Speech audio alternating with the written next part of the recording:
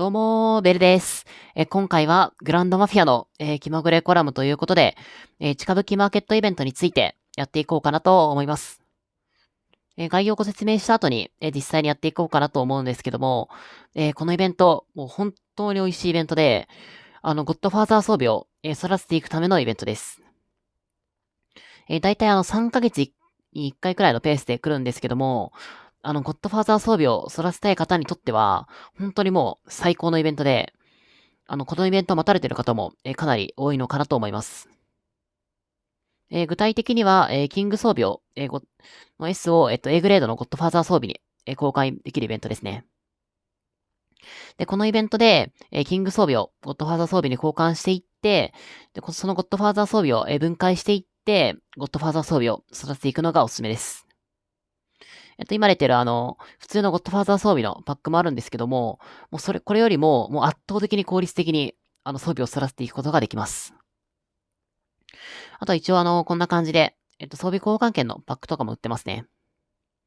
一応これは余談にはなってしまうんですけども、これ朝ログインした時に、このパックが来たら、近づきマーケットが来たっていうことになるので、近づきマーケット待ってる時には、ある種、毎朝ログインした時に、このパックが最初に出てくるかどうかみたいな、そういう楽しみも少しあったりします。で、近づきマーケットが来たタイミングで、大量に装備交換券を入手していくとなると、このパックか、あとは、装備交換券イコール、アクセサリーの宝箱に、基本的には交換していくことが多いと思うので、アクセサリーの装備素材パックですね。で、こちら、12,000円のについては、マテリアル合成のところから、獲得方法行って、ここですね。こちらより、12,000円のはすでに買うことができます。こちら、先ほどのと比べて、宝箱の数は少ないんですけども、その分確実にもらえる分があるので、安定はしてるのかなと思います。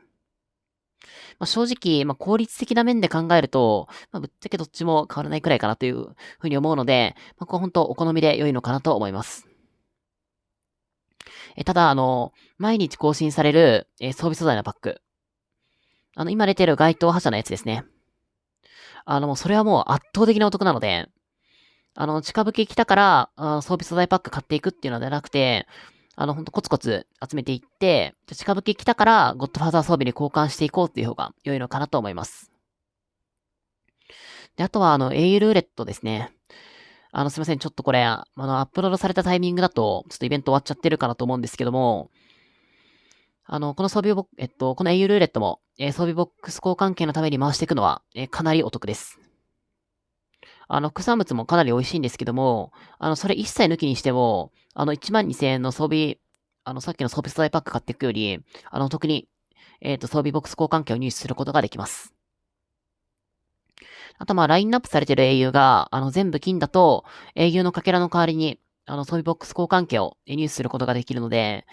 その状態だと、むしろ装備ボックス交換券の効率的にはね、良くなります。この英雄ルーレットを回さずに、アクセサリーの12,000円のパックとか、さっきの、これですね。パック買ってる人結構多いと思うんですけども、英雄ルーレット回した方がお得なので、周長戦の時に、2週間に1回というか、それぐらいのペースで来ると思うので、ぜひそちらは、英雄ルーレットを回していくのがいいんじゃないかなと思います。で、近づきマーケットなんですけども、こちら、キング装備を、ゴッドファーザー装備に、交換する以外にも、すでに所持している、ゴッドファーザー装備を、異なるバフ傾向のゴッドファーザー装備に交換することができます。ただ、ゴッドファーザーの、契約コインの S が、1枚必要です。ただ、これ一応結論から言うと、ほぼやらなくて OK なんですけども、コートと、アクセサリーのバフ傾向を変えたい場合は、変えて OK なのかなと思ってます。一応もう、今回ちょっと、このパートについては若干後取りになっちゃってて、交換した後の状態にはなってしまってるんですけども、今回僕はコートとアクセサリーを交換しました。これなぜかっていうと、結局、今って、これもともとシューターバイカーとギャングバイカーだったところなんですけども、それをちょっとギャングシューターに寄せていきたいっていうところがまずあって。じゃあなんで、ギャングシューターの方に寄せたかと言いますと、今って、結構シューターが強くて、で、シューター自体、他の陛下と比べて、攻撃力が高いんですよ。で、今、シューターの、T4 のランク9だと、974なんですけど、これ、ギャングになると785なんですよ。もちろん、耐久力だったら、ギャングの方が高いんですけど、結局単種打つときって、火力が正義なので、で、そうなると、今は本当に、シューターの単種打つと、結構相手がギャング受けしても、倒せることが結構あって、じゃあそうなった時に、じゃあ自分自身のシューターの火力を上げていくっていうのと、逆に、相手がシューター単種打ってくることがもうかなり多いので、じゃあそのシューターに有利な、ギャングを強くしていくっていうところで、今回は、ギャングシューターに、セラスを捨ていくために少し、切り替えました。ただ、あくまで、ゴッドファーザー装備が SSL 揃っている場合のみで良いのかなと思います。変にバフ傾向を変えていくより、結局、その代わりに1グレードでも装備強化していった方が結局はいいので、あとメイン武器とか、サブ武器と、あとはボトムとシューズですね。これらについては、結構単種バフに寄っちゃってるので、どうしても結局特化してない兵士が、弱くなってしまうので、なので結局最終的には2セットずつ、作りたいものではあるんですけども、ただ結局バフ傾向を変えるより、バフ傾向を変えるために、それ頑張っていくっていうよりかは、他のもの頑張ってた方が結局は強くなると思うので、あくまで本当余裕があればみたいな感じで良いのかなと思います。もうそもそもゴッドファーザー装備ってだけで、十分強いですし、本当えっと、ゴッドファーザー装備が、SS で揃った後に、じゃあ、近づきマーケット、そういうボックス交換券あるから、じゃあ新しいゴッドファーザー装備作ろうと思っても、結局それを SS にしないとなかなか使うのって難しくて。それ SS にするために、じゃあ継承コイン必要ってなっちゃうと、その継承コインに課金する分、ほんと他のに課金した方が強くなっちゃうんですよね。600円とか2400円ちまちま買っていくならいいと思うんですけど、なんかこのためにじゃあ、結構突っ込んでやっていくってなると、そこまでね、それ使う機会もそんなに多くないと思うので、そこはちょっとね、考えどころかなと思います。そんなことちょっと話してきたんですけども、さすがにちょっとこれ以上話すと長くなってしまうので、装備についての詳細は、以前の気まぐれコラムの方で、解説させていただいて、そちらの、概要欄にリンクの方を貼ってますので、気になる方はそちらご覧いただけると、嬉しいなと思います。実際に、交換の方、やっていきたいところではあるんですけども、こちら、実は後取りとなっておりまして、実際は、装備の交換をやったんですけど、ちょっとあまりにもちょっと動画の方長くなってしまって、だったので、ちょっと装備の交換シーンだったり、実際に装備を、今回はかなり強化していったので、そちらの強化しているシーンに絞って、お届けしていこうかなと思います。では、画面の方移っていきましょう。はい。ということで、強化の方をやっていこうかなと思うんですけども、まずは交換ですね。近づき前に、かなりキング装備の方を、作っておいたので、まずはそれを交換ですね。で、交換終わったら、分解していって、強化の方をやっていこうと思うんですけども、ゴッドファーザー装備って、近づきマーケットが、仮になくて、ゴッドファーザー装備バッグだけで、フルセット作っていくってなると、多分1000万円あっても、SS のフルセットって作れないんですよ。もちろん、この近づきマーケットがあっても、めちゃめちゃ大変なのは、変わりないんですけども、この近づきマーケットがあるおかげで、ゴッドファーザー装備を目指せるプレイヤーが多くなっているのも、また一つ事実なのかなと思います。一応今は兵隊ランク環境なんですけども、それでも、集結参加バフの、優先度って、以前よりかはもちろん下がってはしまってるんですけども、それでも重要なことには変わりないので、で、キング装備フルセットで、5%。ゴッドファーザーが A だと8%。ゴッドファーザー装備が S だと20%の、攻撃バフですね。で、ゴッドファーザー SS まで行くと、攻撃20%に加えて、HP と防御が20%さらに乗るっていうところがあって。HP と防御はもちろんのこと、攻撃バフも、集結に3区バフ要因として、乗れる、乗れる余裕がある状況だったらいいんですけども、結局場合によっては、そこまでの余裕がないことって、州庁戦とかだと割とあるんですよね。何箇所もレイドしてる時なんかは、じゃあ全員が全員7部隊、8部隊、9部隊出してるってことがあるので、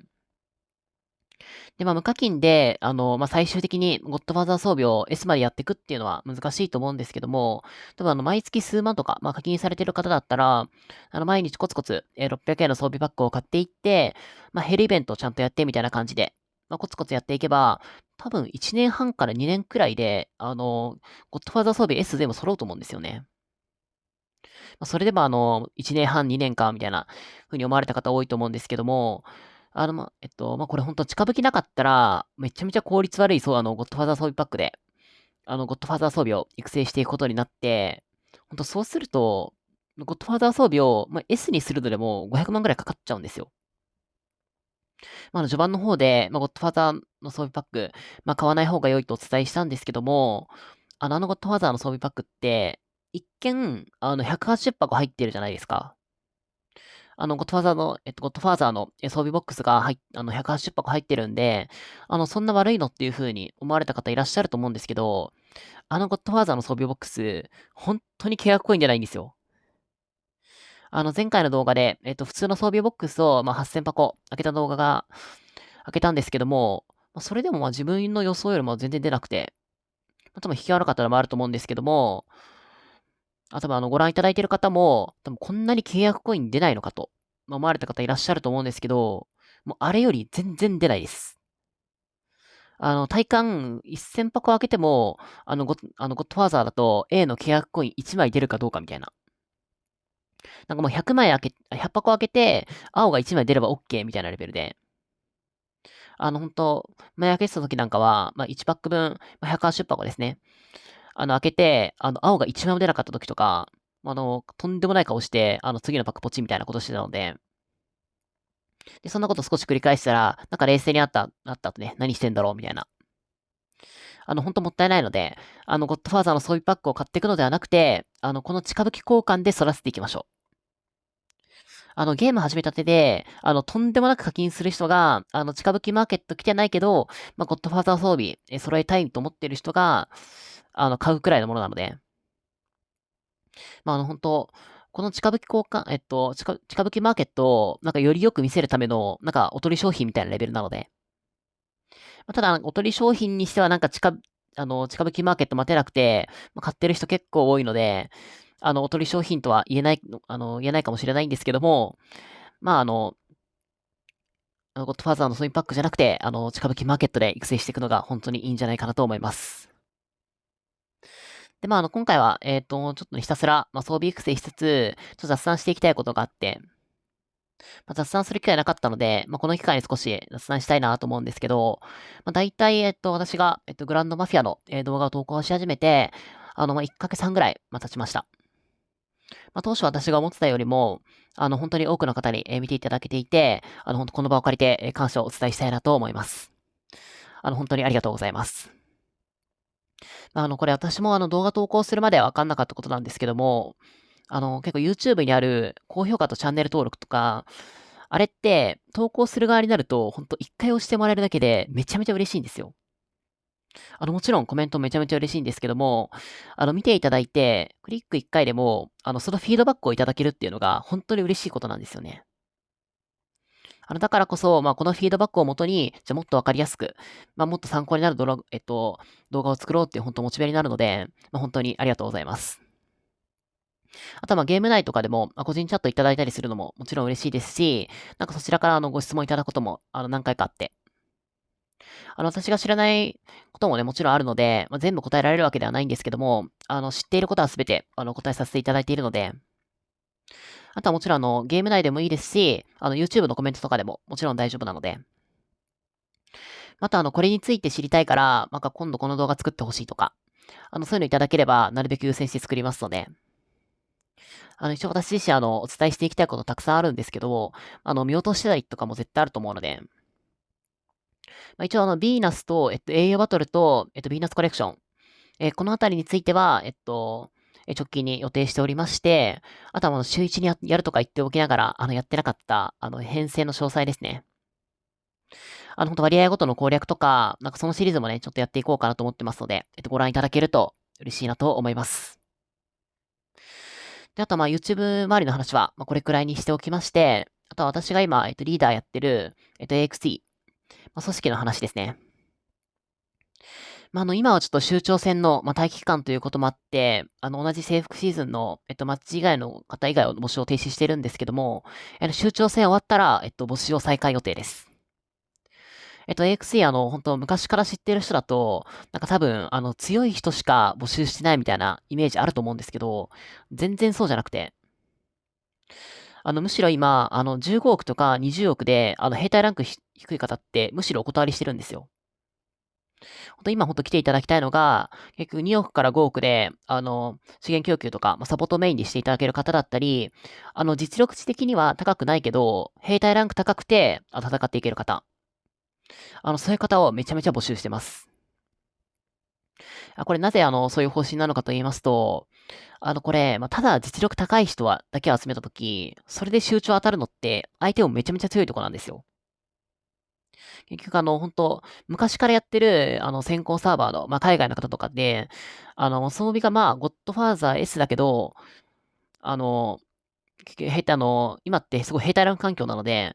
兵隊ランク低いよっていう。で、実力が、15億から20億っていう人が、結構いるんですけど、今本当州長戦やるときって、もう本当メインレードリーダーって、もう1500、600、700、800みたいな。もう最低でも、それぐらい必要みたいな感じになってて。ただ、別にメインじゃなかったら、そこまでレイドリーダーの質って求められてないんですよ。解散しちゃえばいいので。でそうなった時に、1200%、1300%はあるけど、兵隊ランク低い、人よりかは、ステータスが1000%とか、900%とか、1100とかでも、兵隊ランク高くて、その分派兵し、強い兵隊を派兵してもらえる人が、多分めちゃめちゃ組織として欲しい方なんですよね。本当兵隊ランク、めちゃめちゃ重要で、もう本当めちゃめちゃ話してると、兵隊ランク重要ってことはもう何度もお話ししてると思うんですけど、本当今の、前回の州長選のセーフシーズンですね。そこでめちゃめちゃ強い、もうほぼ負けなしのチームがあったんですけど、そこが、前回負けたんですよ。もちろんうちじゃないんですけど、そこをなんで負けたかっていうと、結局個々で強い、それなりに強いレードリーダーいっぱいいたんですよ。1200%、1300%の、その15億とか20億の人はめちゃめちゃいたんですよ。ただ、兵隊ランクが全然足りてなかったんですよ。もうそれに対して、相手はもう兵隊ランク9とか、もうそれでバンバンレイド打ってて。で、そうなった時に、結局もうメインのレイドリーダーではもう差がつかないので、兵隊ランクで差がついて結局押されちゃうみたいな、そういう状況だったので、多分今後は本当強いチームはかなり、兵隊ランクを重視した、採用方針になっていくのかなと思ってます。で、あとは実力高い方だけを集めちゃった時に、結局それで州長戦当たるのって、相手もめちゃめちゃ強いとこなんですよ。ただファミリークリスタル厳選も私自身持ってないですし、うちのメインレードリーダーの州長別荘的にも、勝つのって無理で。で、そうなった時、強くなりすぎずに育成するっていうのを今目的としてます。この戦略やってる、世界の中でも強いチームってそれなりにあって、ただそれでずっと勝ってきたチームとかだと、なんかめちゃめちゃ強いとこと当たるとかもあるので、ある程度で、切り上げなきゃいけないんですけども、一応次と、その次くらいまでは多分この戦略でやっていこうかなと思ってます。あとはAXE って、多分ガチチームみたいに思われてる方いらっしゃると思うんですけど、ガチっていうよりかは、このゲームのコンテンツを、どこよりも楽しむチームです。常にめっちゃ頑張ってるっていうよりかは、特にイベントない時とかは、本当あんまりやらなくていいなとかイベントとかだと、もう自由にのほほんとやってますし、ただ州長戦は、このグラマフィで、一番大事なものだと思うので、そこはもう本気でやってます。ただあくまでリアル最優先っていうのが、根本になるので、みんながみんな何十時間もね、毎日戦ってるわけではないですし、本当集長期間外はまったりやってるので、ただ、日本人メインのチームで、戦争ゲームとして、このゲームを楽しめるチームは、多分このゲームがリリースされてから、常にうちが一番だったと自負して、しておりますので、このゲームを戦争ゲームとして楽しみたい方はぜひご検討いただければと思います。ご興味ある方いらっしゃいましたら、確か組織ボードに書いてある、人事担当の方に、ご連絡いただければと思います。はい、ということで、そんなことを話していたら、もう強化の方終わってしまって、本当雑談メインの動画になってしまったんですけども、今回の近づきで、かなりね、強化できたので、個人的には、大満足のイベントだったのかなと思います。はい、では今回の動画はこの辺りで、締めさせていただければと思います。最後までご視聴いただきありがとうございました。バイバーイ。